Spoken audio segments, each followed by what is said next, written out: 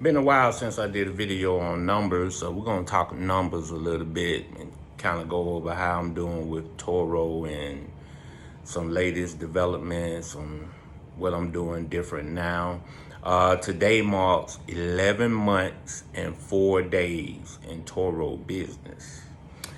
Now, at first, I was decided to go 100% Toro, but with 4 cars and I was trying to do gig app on the side, hold 1 car back, but that's not gonna work to bring in the type of income that I'm used to bringing in. So I'm going back into management pretty soon, and I will be doing Toro still on the side. I just gotta be very efficient to make sure I get everything done right on the side. Been a lot of challenges along the way, but let's talk some numbers a little bit. So as of today, I've done 158 trips and counting. All vehicles are out right now for the 4th of July weekend. Hope all of them come back safe. But 158 trips. Not bad for almost a year, but we'll see where we at the year mark. Let's talk gross numbers. Gross numbers, year to date in Toro, I have earned $26,679. That's gross. This year, out of that 26,000, I've earned $17,325. So not bad for 4 cars, but really 3, because I always hold 1 back to do other stuff with, but technically 4 cars. So let's dive a little bit into the rides on each vehicles, and then we're gonna talk about the maintenance issues and the cleaning fees and whatnot I've had to deal with thus far. As you can see, I have all Toyota Corollas as vehicles on the Toro platform. 2 2020s, 1 2018, and 1 2022. So let's talk about the very first one I got. Is the second one from the top, and it has 56 trips on it now. And the one below it is the second vehicle that I got, and it has 46 trips on it. I got it 2 weeks after the first one. The one at the top is the third vehicle I got.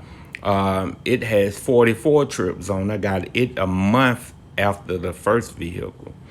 And a month later after that, I added the car at the bottom, which is the newest model car. It only has 12 trips by design, because I usually hold that one back more to I was doing gig apps and whatever else errands I needed to run on it. So that's why that one doesn't have as many trips. But I am going to run another one off the platform and put that one on to get more trips now. Okay, so let's talk a little bit about maintenance. My Toro hosts feel comfortable to jump in the comment section and tell me how y'all handle y'all's.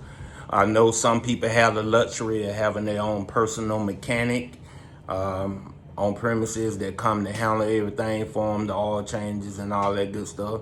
Some people know how to work on their own vehicles. I am neither of those. So all of my maintenance is handled by, taking to get an oil change, tune up, or what have you. But I am at the point now, almost a year in, where the maintenance are hitting me upside the head. Like right now, every car is due an oil change in July. And a trick I talked about in the previous video is you're gonna hit that mileage where that oil change light comes on fairly quick, because people rent the cars for trips. So you need to learn how to reset the meter in each one of your vehicles so it don't be irritating the customers and having them worried, thinking that, the engine gonna blow or something. All mine run on full synthetic, so I'm not worried about it. I get it done every 3 months, despite whatever the miles may say. Probably could go 5 months, to be honest, but since they stay on the road so much, I do it every 3 months. Now, my very first vehicle just hit me for a really, really, really large lump. It has now 56 trips on it. I've had it off it would have way more trips, but I had to pull it off the platform until I can get the work done on it. I had to get brakes. I had to get rotors, 2 tires. I mean, it's been through it. So that's something you gotta look forward to. Like all of that, everything said and done was about $650. I got hit for all together. So I started off this month in the hole. So, I'm really pushing to have a good July, and July is booming right now. So I think I'm gonna be green in July, despite all the oil changes that gotta be done, as well as what vehicle number 1 just hit me for about $650. Another thing is cleaning the fees. I think I've had about 5 cleaning violations, although it should have been way more. But Turo is really picky about getting out that cleaning violation. But I understand, because those people get kicked off the platform once they receive those fines.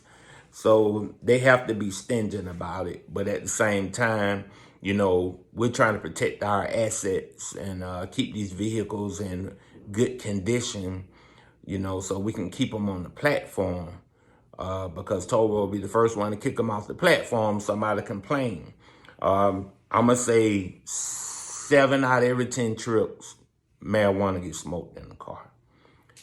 Look for evidence. It's hard to get marijuana out of the car. I've developed a technique where I just wipe everything down on the inside, especially all the fabric, and I use fabric softener, cleaning all the fabric, and that seems to work pretty well. But that's time that I wish I didn't have to put into cleaning the vehicle. But I'm gonna say 7 out of every 10 trips. Hey, I'm in Georgia. Hey, it might be different somewhere else, but 7 out of every 10 trips, somebody's smoking marijuana. And the next person might not be cool with having to smell marijuana. And some people just nasty, man. Some people have no respect for other people's property. Like, you are borrowing my vehicle as a peer, the way it's set up, peer-to-peer lending of a vehicle, an asset. So you would think that people will treat your asset with kindness and take care of it. But if you can see in some of my videos, I've had some vehicles brought back trashed. I had one came back yesterday. I did a video about it. Seats trash, marijuana smoked in it, empty liquor bottles all on the floor, gummy candy stuck in the rug, and it got booked to go back out this morning. So I had to get in there last night, clean all the fabric, hope that it'll dry in time. Got up this morning, cleaned the rest of the vehicle, got up at about 5 a.m. So, it's stuff like that. This is not a passive business. You're gonna put some time into it. But everything said and done, I am in the green since I started Turo. It's not quite what I thought it would be, because there's some really slow months. June sucked. Last month it sucked really bad. So you might have a month or two of slow months, and then might have a month or two of just killing it. But everything said and done, I'm in the green, I'm profitable. But you just gotta stay up on top of the cleanliness of your vehicles, and the maintenance and the tires. I think those 4 vehicles, I think I've purchased about 4 tires. They be running over boats. I'm thinking they hit potholes hard, whereas the tires making a whoop, whoop, whoop, whoop sound as it drives. And they can't patch that or anything. And I bought about 4 tires, but I've had about 2 or 3 patched. So it would have been more. But, stuff like that. Share some of y'all experiences. Also hit that subscribe button, follow along. So let's grow this together. But my goal going forth is I'm going back into management, but I am going to be doing Turo and my other businesses on the sides. I'm just going to have to be very efficient about how I do it. And I do plan to keep expanding. But in the meantime, I got to get a little bit that paper coming back in that I'm used to, you know. I appreciate you watching.